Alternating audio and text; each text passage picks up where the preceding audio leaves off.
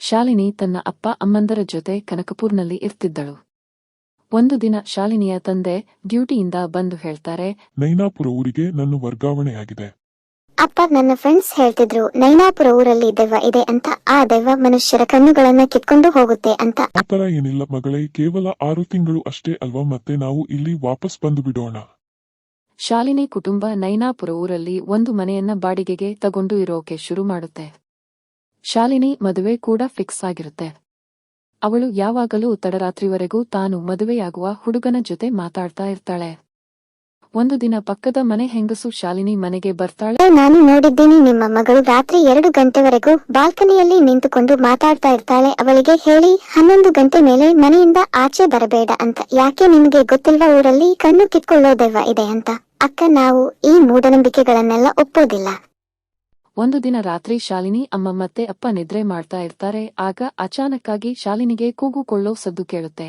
ಆಗ ಅವರಿಬ್ಬರು ಓಡ್ತಾ ಮೇಲೆ ಶಾಲಿನಿ ರೂಮ್ಗೆ ಹೋಗ್ತಾರೆ. ಅಮ್ಮ, ನನಗೆ ಏನು ಕಾಣಿಸ್ತಿಲ್ಲ. ಆ ದೆವ್ವ ನನ್ನ ಕಣ್ಣು ಕಿತ್ಕೊಂಡು ಹೋಗಿಬಿಡ್ತು. ಅಯ್ಯೋ ನನ್ನ ಕಂದ, ಇದೇನಾಗ್ಬಿಡ್ತು. ಯಾವಾಗ ಗಂಡಿನ ಕಡೆ ಅವರಿಗೆ ಈ ವಿಷಯ ಗೊತ್ತಾಗುತ್ತೋ ಶಾಲಿನಿ ಕುರುಡಿಯಾಗಿ ಬಿಟ್ಟಳು ಅಂತ ಅವರು ಆ ಮದುವೆಯನ್ನ ಕ್ಯಾನ್ಸಲ್ ಮಾಡಿ ಬಿಡ್ತಾರೆ.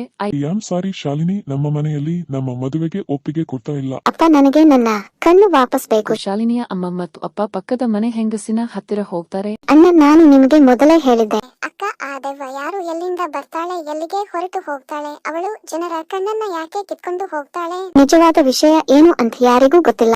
ಆದರೆ ಊರು ಜನ ಹೇಳ್ತಾರೆ ಆ ದೆವ್ವ ಒಂದು ಕೆಲಸದವಳು ಅಂತ. ಅವಳ ಹಿಂದೆ ಒಬ್ಬ ಮಾಂತ್ರಿಕ ಇದ್ದಾನಂತೆ. ಆ ಮಾಂತ್ರಿಕ ದೆವ್ವನ ಗುಲಾಮ ಮಾಡಿ ಇಟ್ಕೊಂಡಿದ್ದಾನೆ.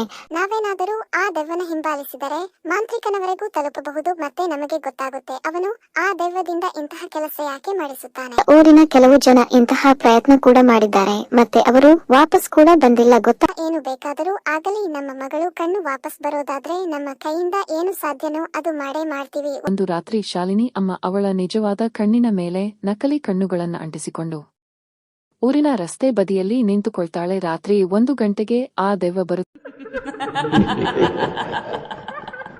ಅದು ರಸ್ತೆ ಬದಿಯಲ್ಲಿ ಆ ದೆವ್ವ ಶಾಲಿನಿ ಅಮ್ಮನ ಮೇಲಿನ ಕಣ್ಣುಗಳನ್ನ ಕಿತ್ಕೊಂಡು ಹೋಗ್ತಾಳೆ. ಮತ್ತೆ ಶಾಲಿನಿ ಅಮ್ಮ ಅಪ್ಪ ಆ ದೆವ್ವದ ಹಿಂದೇನೆ ಹೋಗ್ತಾರೆ. ಆ ದೆವ್ವ ಕಾಡಲ್ಲಿ ಹರ್ಕಳ್ ಒಂದು ಮನೆಯಲ್ಲಿ ನುಗ್ಗಿಬಿಡುತ್ತೆ. ಶಾಲಿನಿ ಅಪ್ಪ ಅಮ್ಮ ಆ ಮನೆಯೊಳಗೆ ಬಂದು ನೋಡ್ತಾರೆ. ಒಳಗೆ ಒಬ್ಬ ಮಾಂತ್ರಿಕ ಅಗ್ನಿಯನ್ನು ಹುರಿಸುತ್ತಾ ಮಂತ್ರ ಹೇಳ್ತಿರ್ತಾನೆ.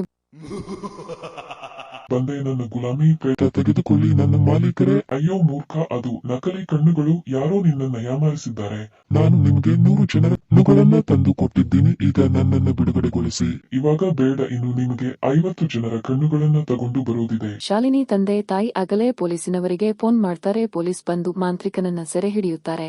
ಇವರೆಲ್ಲರನ್ನು ಸಾಯಿಸಿ ಬಿಡು ಪ್ರೇತ. ಇಲ್ಲ, ಇದುವರೆಗೂ ನಾನು ನಿನ್ನ ಮಾತು ಕೇಳಿದೆ, ತುಂಬಾ ಜನನ ಸಾಯಿಸಿದೆ, ಈಗ ನಾನು ನಿನ್ನ ಮಾತು ಕೇಳಲ್ಲ. ಪೊಲೀಸವನು ಮಾಂತ್ರಿಕನನ್ನ ಕೇಳ್ತಾನೆ, ಇದನ್ನೆಲ್ಲ ಯಾಕೆ ಮಾಡ್ತಿದ್ಯಾ? ನಾನು ಈ ಕಣ್ಣುಗಳನ್ನ ಹಂಗಾಮಗಳನ್ನ ಖರೀದಿ ಮಾಡೋರಿಗೆ ಮಾಡ್ತೀನಿ. ಒಂದು ಕಣ್ಣಿನ ಜೋಡಿ ಲಕ್ಷಾಂತರ ರೂಪಾಯಿ ಮಾರುಕಟ್ಟೆ ಆಗುತ್ತೆ. ನೀನು ಆ ಪ್ರೇತದಿಂದ ಎಷ್ಟು ಜನದ ಕಣ್ಣುಗಳನ್ನ ಕಿತ್ಕೊಂಡಿದ್ದೀಯಾ? ಅದೇ ಪರಿತೆ ಕೇಳಿ ಅವರೆಲ್ಲರ ಕಣ್ಣುಗಳನ್ನ ವಾಪಸ್ ಕೊಡಿಸಿಬಿಡು, ಇಲ್ಲಾಂದ್ರೆ ನಿನ್ನ ಸೂಟ್ ಮಾಡಿ ಬಿಡ್ತೀನಿ. ಬೇಡ, ಆತರ ಮಾಡಬೇಡ. ಮಾಂತ್ರಿಕ ಎಲ್ಲರ ಕಣ್ಣುಗಳನ್ನ ವಾಪಸ್ ಮಾಡಿ ಸರಿ ಮಾಡಿ ಬಿಡ್ತಾನೆ. ಪೊಲೀಸವರು ಮಾಂತ್ರಿಕನನ್ನ ಹಿಡ್ಕೊಂಡು ಜೈಲಿಗೆ ಕರ್ಕೊಂಡು ಹೋಗ್ತಾರೆ. ಶಾಲಿನಿ ತನ್ನ ಕಣ್ಣುಗಳನ್ನ ವಾಪಸ್ ಪಡೆದುಕೊಂಡು ಖುಷಿಯಾಗ್ತಾಳೆ.